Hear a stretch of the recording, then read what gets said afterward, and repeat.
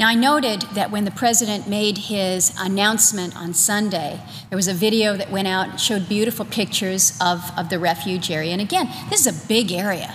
This whole refuge is about the size of the state of South Carolina. It's big, and there are some amazing spaces. I am the first one to admit it.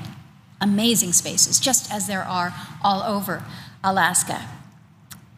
But I watched that video as he was flying in his airplane to go to India.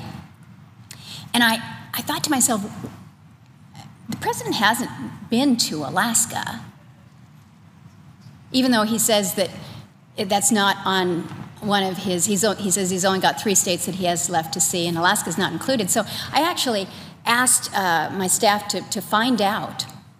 By my count, the president has been to Alaska 3 times during his administration, and he's told me that before he was president, he'd never been to Alaska. So 3 times during his administration.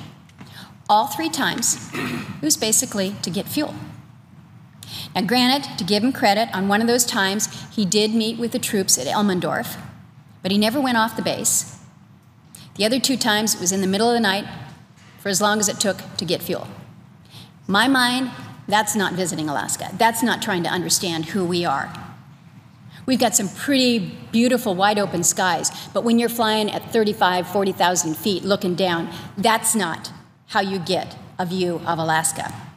So outside of this short meet and greet, outside of a bargaining chip to gain support from national constituencies, he's basically viewing Alaska as a refueling stop, which is no shortage of irony here in the fact that, well, he's happy to refuel Air Force One in Alaska. He doesn't seem to want the fuel produced in Alaska.